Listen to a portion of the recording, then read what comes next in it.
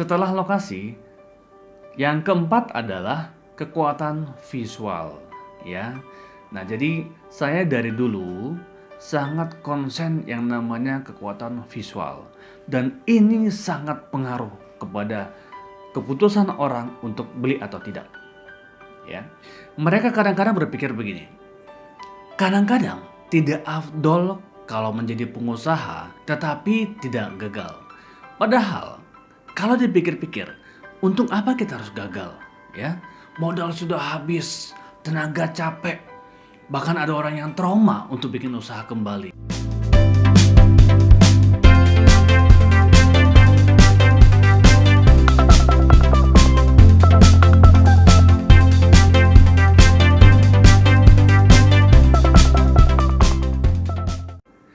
Hai rekan-rekan semuanya, selamat datang di channel inspirasi dan juga tentang kreativitas, ya. Nah, kali ini kita akan bicara tentang yang namanya menggagalkan kegagalan, ya. Banyak para pengusaha-pengusaha baru di Indonesia ini, mereka kadang-kadang berpikir begini, tidak afdol kalau menjadi pengusaha tetapi tidak gagal. Padahal kalau dipikir-pikir, untuk apa kita harus gagal?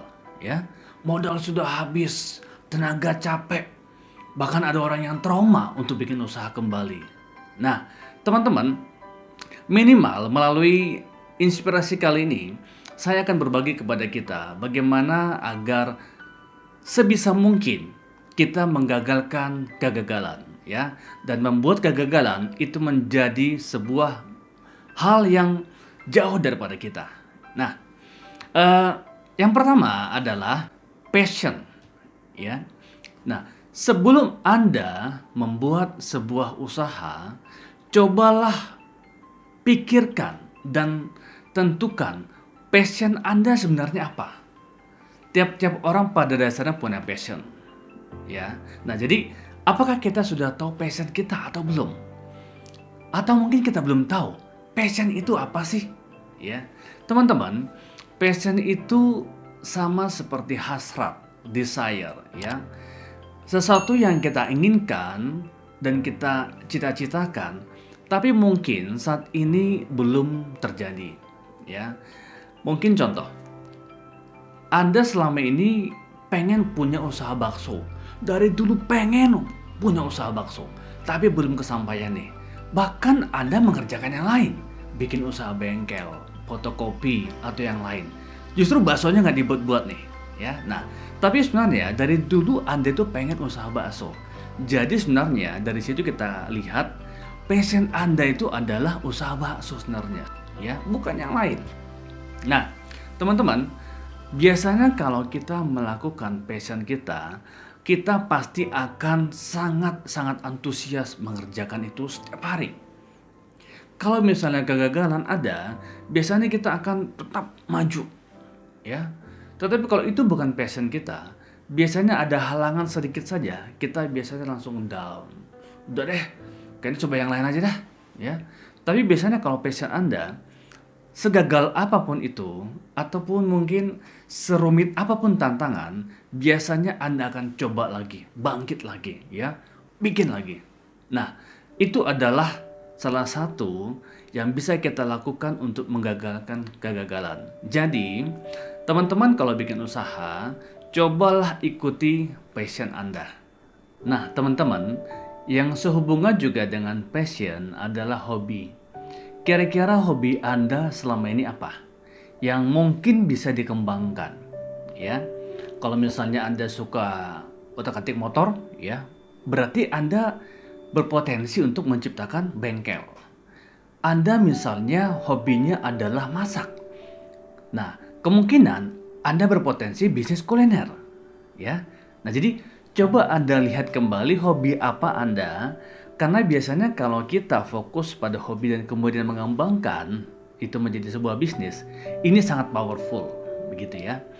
Nah, selain hobi, ada juga satu lagi, yaitu apa? Bakat. Bakat ini adalah sesuatu skill, keahlian yang bagi Anda mungkin Ya biasa dong saya punya bakat seperti itu ya. Tetapi itu juga bisa menjadi sebuah inspirasi untuk usaha Anda. Contoh, ya. Kenapa kalau misalnya Anda memasak soto dan kemudian orang-orang selalu bilang, "Wah, kalau ibu ini masak soto kayaknya enak nih." Ya. Berarti Anda berpotensi bikin usaha lebih bagus ke depannya. Kenapa? Secara kualitas, rasa Anda sudah punya. Tinggal hanya mengembangkan. Ya, jadi teman-teman, pertama tadi passion, kemudian hobi dan juga bakat Anda, ya. Nah, itu menjadi sebuah patokan kalau Anda ingin memilih bisnis, ya. Nah, kemudian yang kedua adalah jenis usaha. Cobalah pilih jenis usaha yang kira-kira berumur panjang, teman-teman. Jadi bukan usaha-usaha yang musiman. Kadang-kadang banyak saya lihat ada usaha-usaha tertentu yang ini baru 3 bulan, setahun, ini sudah trennya turun ya. Ada juga beberapa franchise-franchise yang saya lihat itu hanya paling-paling beberapa waktu ini sudah hangus ya. Nah, teman-teman, cobalah pilih jenis bisnis yang kira-kira menurut Anda bisa berumur panjang. Sehingga Anda bisa di sana total mengerjakannya dan ini bisnisnya akan terus panjang, ya. Nah, kemudian yang ketiga adalah lokasi. Ya. Lokasi ini sangat menentukan bisnis Anda. Saya kasih beberapa contoh, teman-teman. Kalau misalnya teman-teman ingin usaha cuci motor, ya, atau cuci mobil. Nah, usahakan Anda memilih tempat, lokasi itu yang dia melebar searah jalan, ya, melebar searah jalan. Jadi bukan yang memanjang ke dalam. Karena apa? Kita bermain yang namanya psikologis, ya. Contoh misalnya, ketika ada seorang pengendara, ya, dari jauh dia sedang bawa motor nih, dari jauh sudah bawa motor. Nah, kemudian eh, dari jauh dia melihat ada aktivitas cuci motor. Karena lebar usaha Anda itu searah jalan, ya. Dari jauh dia sudah melihat ada aktivitas cuci motor. Nah, sehingga dia akan berpikir, saya akan cuci nggak ya, cuci nggak ya. Dan itu nggak banyak waktu, teman-teman. Itu hanya butuh waktu beberapa detik dia untuk memutuskan cuci atau tidak. Kalau misalnya dia di sekitar tempat Anda, mungkin sudah tahu bahwa itu adalah tempat cuci motor, ya. Tetapi kita juga akan menggarap orang-orang yang belum pernah ke tempat Anda, yang belum pernah tahu di situ ada cuci motor, ya. Nah, jadi ketika mereka membawa motor, mereka akan melihat dari jauh ada aktivitas cuci motor, ya. Jadi sehingga mereka sudah dari jauh merencanakan cuci motor atau tidak nih. Nah, ketika dia putuskan cuci motor, sehingga dia akan belok ke tempat Anda. Tetapi bayangkan, kalau lokasi Anda ini adalah masuk ke dalam, ya, sehingga dia tidak melihat dari jauh ada aktivitas cuci motor. Nah, ditambah lagi Anda tidak punya plang, seperti itu. Jadi ketika orang-orang tersebut sedang bawa motor atau bawa mobil, dan kemudian tiba-tiba berjalan mendekati posisi Anda dan melihat, ternyata ada di sampingnya ada aktivitas cuci motor. Tetapi ketika dia ingin memutuskan untuk cuci motor atau tidak, dia kan butuh waktu. Dan ketika dia putuskan, oke, saya cuci motor, dan tiba-tiba dia membelok, kemudian dari belakang ada suara klesong, tat, tat, tat, ya, dan akhirnya dia udah deh, nggak jadi deh, daripada yang belakang berisik, klesong-klesong gitu ya. Nah, jadi teman-teman, itu akhirnya menghambat rezeki Anda hanya gara-gara soal lokasi, ya. Yang berikutnya ini tentang lokasi. Jadi untuk benar-benar memilih lokasi yang pas untuk usaha Anda. Saya kasih juga ada contoh, ya. Kalau lokasi ini adalah lokasi yang dia jalannya itu satu arah, begitu ya, jalannya satu arah, tidak bolak-balik begini. Nah, usahakan Anda memilih posisi sebelah kiri, ya. Kalau ini searah, jadi usahakan sebelah kiri, jangan sebelah kanan. Kenapa? Secara psikologis, orang lebih suka belok ke kiri dibandingkan belok ke kanan. Begitu, ya. Nah, jadi teman-teman, hal-hal seperti ini juga berpengaruh terhadap usaha kita. Kesannya kecil, tetapi ini akan berdampak, ya. Kemudian, lanjut lagi soal lokasi, usahakan tidak pada lokasi yang ini ketika dibelokkan, ya. Kenapa? Karena ketika usaha tempat Anda di posisi belokan, biasanya orang juga tidak akan melihat dari jauh usaha Anda.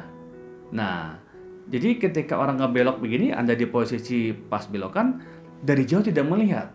Kembali lagi, orang akan berpikir dan butuh waktu untuk menentukan dia akan makan di tempat Anda, dia akan singgah ke tempat Anda, itu dari jauh sebelumnya, teman-teman. Ya. Nah, sehingga ketika dari jauh orang sudah melihat usaha Anda, kemungkinan besar mereka akan berpikir singgah atau tidak, dan dia akan pikirkan begitu, ya. Oke.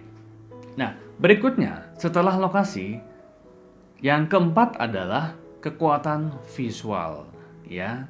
Nah, jadi saya dari dulu sangat konsen yang namanya kekuatan visual, dan ini sangat pengaruh kepada keputusan orang untuk beli atau tidak.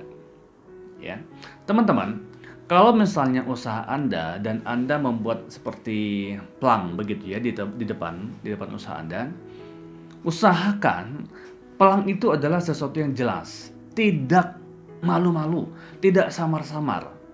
Kalau misalnya usahanya bakso, misalnya bakso presiden gitu ya, jelas-jelas bikin bakso presiden.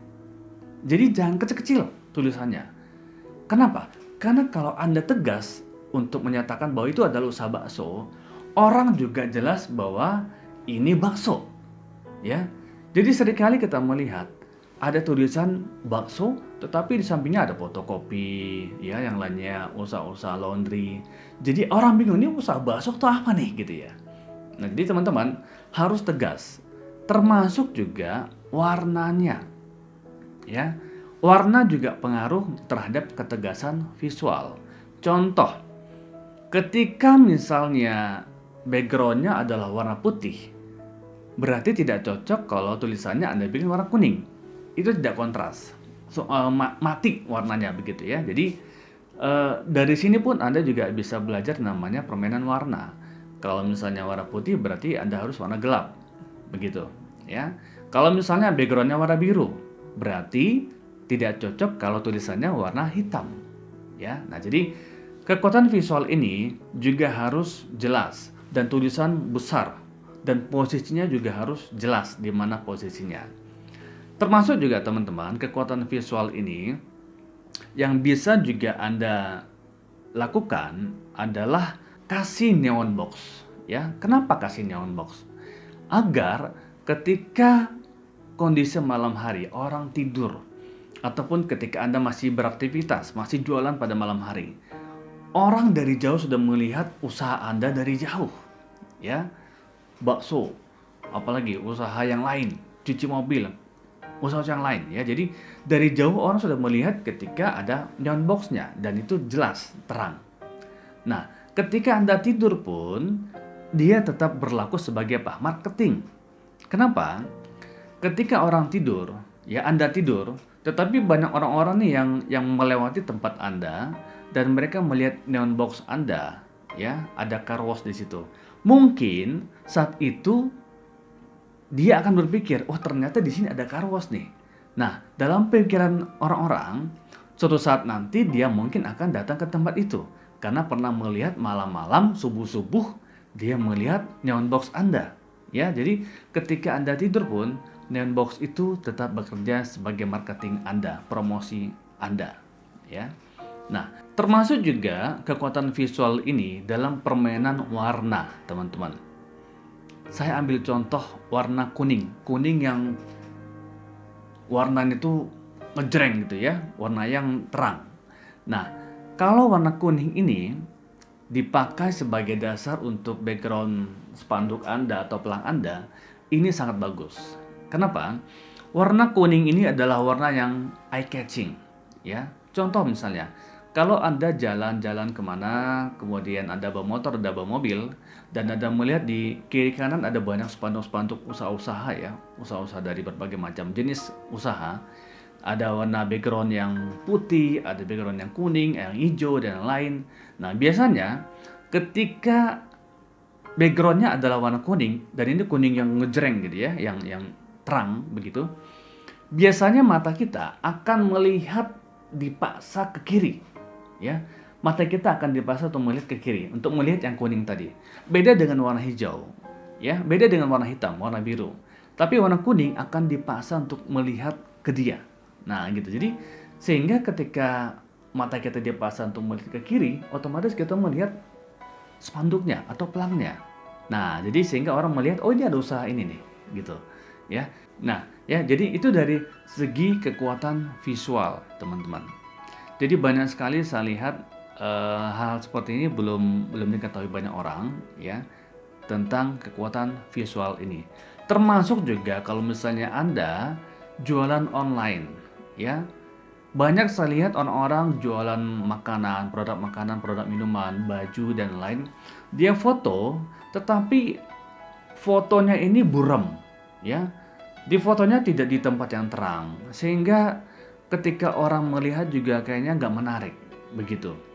Nah, jadi teman-teman, sebisa mungkin kita membuat produk itu menjual dirinya sendiri. Ketika dia terlihat enak, terlihat bagus, sehingga orang yang tadinya tidak ingin membeli jadi beli, ya. Dan itu adalah kekuatan sebuah marketing. Nah, ketika kita bikin seperti itu, ini mengurangi kata-kata kok usaha saya nggak laku ya, kok usaha saya nggak ada yang beli ya. Nah, jadi ketika kekuatan visual Anda dimaksimalkan, ini menciptakan sebuah marketing, ya. Contoh misalnya, kalau misalnya Anda jalan-jalan ke mall, ya, dan di situ ada banyak restoran-restoran, dan ada satu restoran yang membuat gambar di depannya itu gambar itu makanan itu yang terlihat enak gitu ya, seolah-olah ada terlihat asap-asapnya ya, menarik, yang tadinya orang nggak ingin makan itu, tapi ketika melihat gambar tersebut akhirnya orang jadi pengen makan, ya. Dan itulah sebuah kekuatan visual. Yang kelima adalah quality ataupun kualitas. Produk-produk ataupun jasa yang berkualitas biasanya pasti akan dilirik orang-orang. Saya kasih ada satu contoh. Saya pernah ke satu tempat, ini usaha bakso juga kebetulan ya, di luar daerah. Ini saya dibawa oleh klien saya ke tempat itu. Tempatnya bukan di kota, tapi ini kita masuk ke gang-gang, ke kampung-kampung seperti itu ya. Ternyata di dalam itu baksonya tuh, usaha baksonya tuh rame orang-orang ya. Bahkan dia siapkan ada parkiran besar untuk orang-orang parkir di sana. Nah, dan ketika kita makan, ternyata memang benar ya, kualitasnya wah luar biasa baksonya. Ya, dia banyak daging-daging yang tulang-tulang segala macam dan rasanya pun luar biasa. Nah, jadi kemanapun dia pindah, orang akan cari. Ya, perhatikan kalau teman-teman misalnya sudah langganan dari di beberapa tempat-tempat makanan dan kemudian tiba-tiba si bapaknya pindah, ya, kita nggak tahu kemana, pindahnya kapan, ya. Dan kita pasti akan tanya orang yang dia ada di situ, Pak, ini yang dulu tukang bakso ini pindahnya kemana, Pak? Ya, dan kita akan mencari. Karena apa? Berkualitas, teman-teman.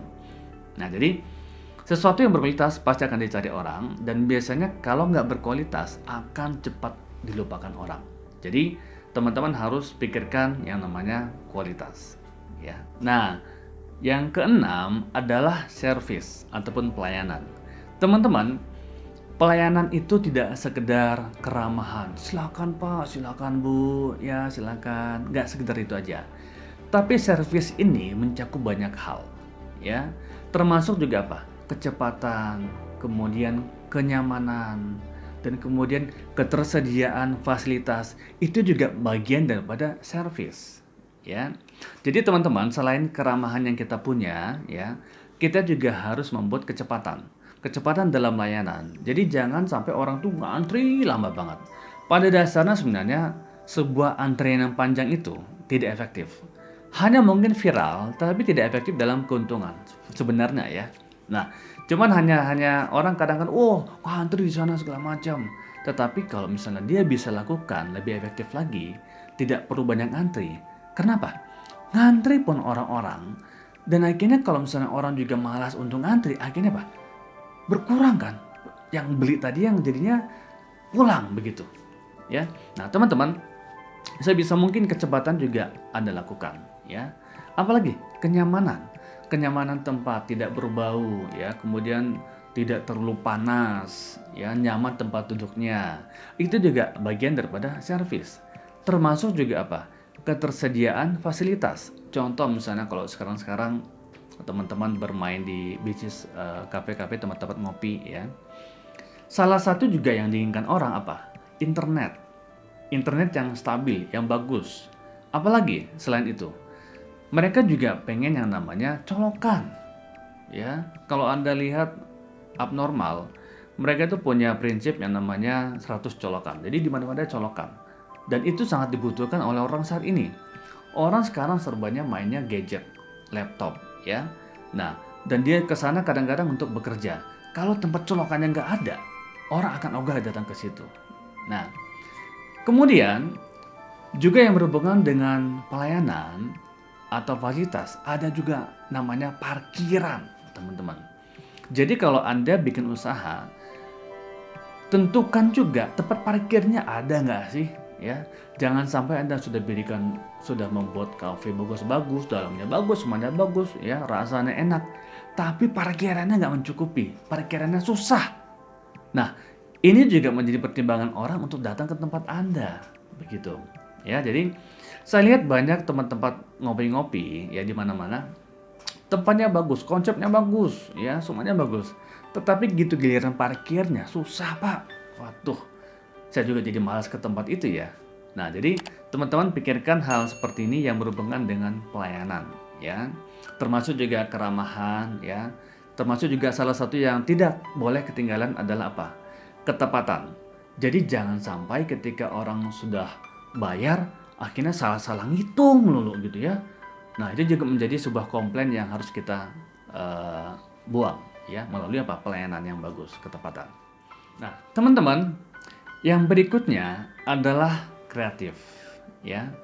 Kreatif ini menjadi kekuatan dalam persaingan saat ini, ya. Keunikan Anda apa? Apa yang Anda bisa tonjolkan atau yang menjadi kelebihan dari produk Anda, jasa Anda? Kalau kita nggak bisa bersaing di situ, biasanya ini akan cepat down, ya. Nah, teman-teman, coba ciptakan selalu banyak kreativitas Anda, inovasi-inovasi baru dalam produk-produk ataupun jasa Anda, karena dengan itu kita bisa bersaing. Bahkan kalau Anda lihat, McD sendiri pun selalu menciptakan produk-produk baru. Dulu tidak ada nasi uduk di McD, kemudian ada nasi uduk, ya. Sehingga orang tidak bosan datang ke tempat itu. Nah, bukan saja soal produk, tetapi Anda juga bisa menciptakan kreativitas lain. Mungkin promosi, marketingnya seperti apa, event-event yang ada di situ, atau mungkin jasa-jasa yang Anda tambahkan di dalam pelayanan untuk klien, untuk customer Anda. Ya, jadi teman-teman, ketujuh poin ini menjadi salah satu hal yang bisa kita lakukan untuk menggagalkan kegagalan. Ya, nah masih banyak cara-cara lain yang bisa dilakukan, tetapi dengan 7 ini saja, ini sudah bisa mengurangi kegagalan Anda. Nah, teman-teman, itu tadi ketujuh poin tentang bagaimana menggagalkan kegagalan. Minimal itu mengurangi kegagalan kita. Dan saya harapkan teman-teman bisa ke depan menjadi seorang pengusaha yang luar biasa, yang sukses luar biasa. Dan tetap semangat untuk ke depan.